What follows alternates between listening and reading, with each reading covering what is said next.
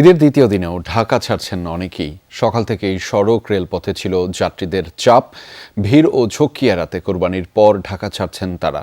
তবে কিছু পরিবহনের নির্ধারিত ভাড়ার চেয়ে বেশি নেয়ার অভিযোগ যাত্রীদের। ঈদুল আজহায় লাখ লাখ মানুষ বাড়ি গেছেন। অনেকেরই আগে ভাগে যাওয়ার সুযোগ হয়নি, তাই ঈদের দ্বিতীয় দিনকেই বেছে নিয়েছেন তারা। বাচ্চা অসুস্থ ছিল, এই জন্য আমি একটু দেরিতে যাই। আমার ঈদের আগেই যাওয়ার কথা ছিল। প্রতিটা ঈদই তো ফ্যামিলির সাথে করি, একটা ঢাকায় করলাম আর কি, নতুন এক্সপিরিয়েন্স। ঈদের পর দিন গেলে একটু ভিড় কম হয়, সুবিধা হয় এজন্য।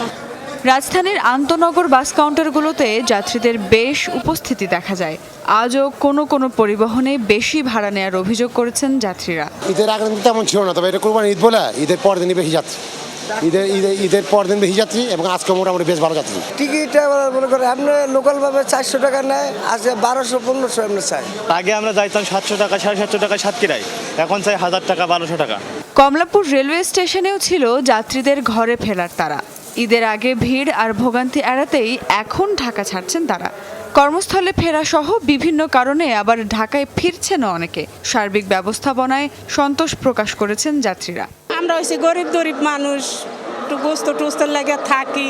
আমরা ভাবছি মানে সিট পাবো ঈদের পরের দিন, তো আজকেও সিট নাই। ঈদের আগে তো ট্রেনে ওঠাই যায় না, এখন তো রিল্যাক্সে দেখি কি অবস্থা। ঢাকায় কোরবানি দিয়েছে তো এবার, ওই জন্য কোরবানির কাছে শেষ করে এরপর যাচ্ছি আর কি। ট্রেন একটু ডিলে করছে আসতে, আসার যে টাইম ছিল তার থেকে 45 মিনিট ডিলে করছে, আদারওয়াইজ সব কিছুই স্বাভাবিক আছে। ছুটি শেষে ঢাকায় এভাবেই যাতে স্বস্তি নিয়ে ফেরা যায়, সেই দাবি যাত্রীদের।